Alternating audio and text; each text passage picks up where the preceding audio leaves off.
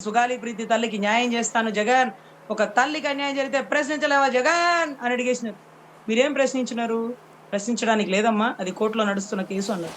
మరి అవతలుడు కూడా అందుకే ప్రశ్నించలేదేమో, మనకేం తెలుసు? తెలియదు కదా. అంటే మన దాకా వస్తే ఒకటి, వాళ్ళ దాకా వస్తే మరొకటి అంటే అవ్వదు కదా సార్.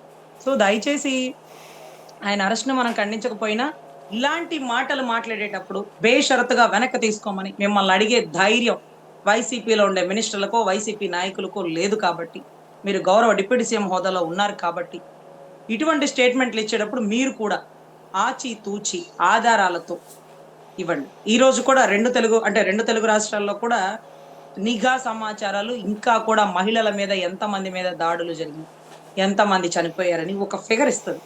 ఇంతమంది, ఇంతమందని. వీళ్ళ ద్వారా, వాళ్ళ ద్వారా అని చెప్పిన చరిత్ర ఎప్పుడూ లేదు.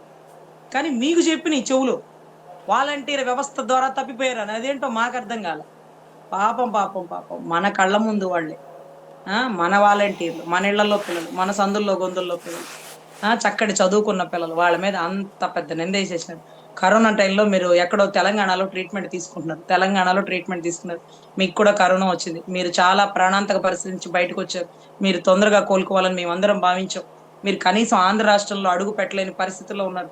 కానీ ఇదే ఆంధ్ర రాష్ట్రంలో కరోనాతో ఎంతో మంది చనిపోతే, ఆ కరోనాలో కూడా ప్రాణాలకు తెగించి ఆడబిడ్డలు ఇంట్లో వాళ్ళ భర్తని, బిడ్డని అక్కడ పెట్టి వీళ్ళకి సరుకులు, కూరగాయలిచ్చి దేశ విదేశాల నుంచి ఎవరెవరొచ్చారు, హైదరాబాద్ నుంచి ఎవరెవరొచ్చారు, మీకు వ్యాక్సిన్ అందిందా, మీకు బ్లీచింగ్ వేసుకున్నారా, మీకు పారాసెటమాల్ అందిందా, మీకు ట్రీట్‌మెంట్‌కొచ్చారా, మీ ఇంట్లో ఎవరెవరుంటారు, కొత్త వాళ్ళెవరొచ్చారు, మీకు కరోనా వచ్చిందా, మీరు ఈ ఫుడ్ తినాలి, ఆ ఫుడ్ తినాలి.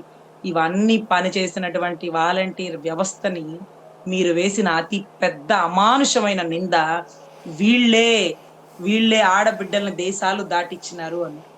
ఆధారాలు లేవు. కేంద్ర నిఘా సమాచారాలు ఎంతవరకు చెప్పినయో తెలీదు. ఈ రోజుకి తప్పిపోయిన ఆడబిడ్డలు వెనక్కి తీసుకురాలేదు.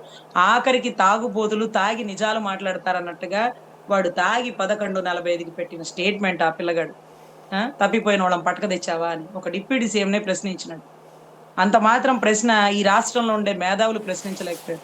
బేషరతుగా మీరన్న మాటని వెనక్కి తీసుకోమని మిమ్మల్ని అడగలేకపోయారు. లేదా ఆధారాలతో నిరూపించమని మిమ్మల్ని అడగలేకపోయారు. ఇది వ్యవస్థ. ఇదే ప్రజాస్వామ్య వ్యవస్థ. ఇలా నడుస్తుంది సార్. సో దయచేసి మేధావులు వారి అమూల్యమైన గొంతుని వినిపించాలి. తప్పుని ప్రశ్నించాలి. దాని పర్యవసానం ఏవైనా జరగనివ్వండి. కన్నా రజనీ గారికి వైసీపీ కండువా కప్పనివ్వండి, వైసీపీ కిరీటాలు పెట్టనివ్వండి, బూతులు తిట్టనివ్వండి, ఇంకొకటి చేయనివ్వండి. What ever it may be. నేను అడిగిన ప్రశ్నలో బూతులు లేవు కదా. మీరన్న మాటల్ని మీకే చెప్పినాం. ఏ ఆధారాలతో మీరన్నారు?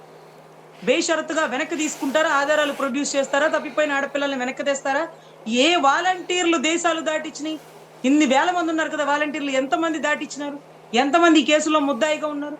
పట్టుకోండి సార్. అరెస్ట్ చేయండి సార్. నోటి మాటే కదా.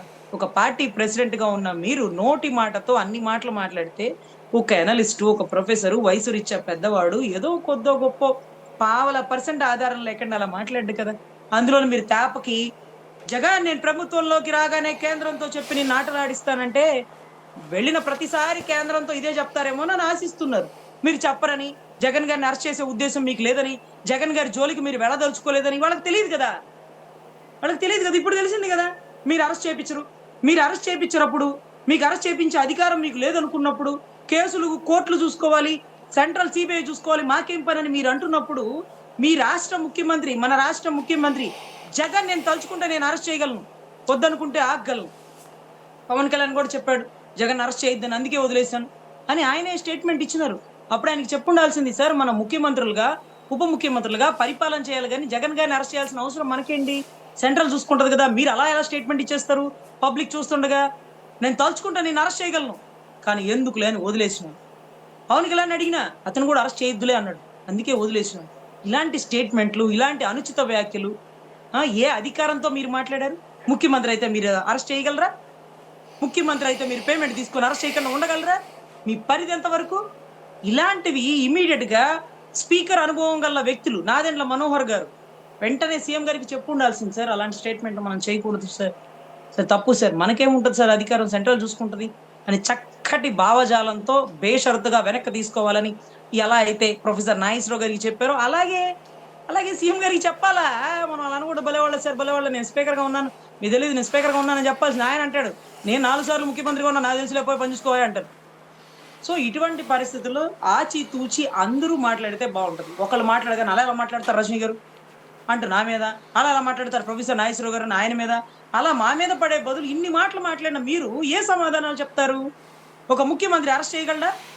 ఒక ఉప ముఖ్యమంత్రి స్థాయిలో గతంలో 2 చోట్ల ఓడిపోయిన వ్యక్తి కేంద్ర నిఘా సమాచారాలు చెప్పినయని చెప్పచ్చా? అతనికెందుకు చెప్తాయి? అతనితో ఎందుకు మాట్లాడతాయి? అసలు ఎవరెవరు అధికారులున్నారో తెలుసా అతనికి? సో, ఇలాంటి విషయాలున్నప్పుడు మనమేంటి ఒక వేలు ఇటు చూపిస్తున్నాం. 4 వేళ్ళు మన వైపు చూస్తే.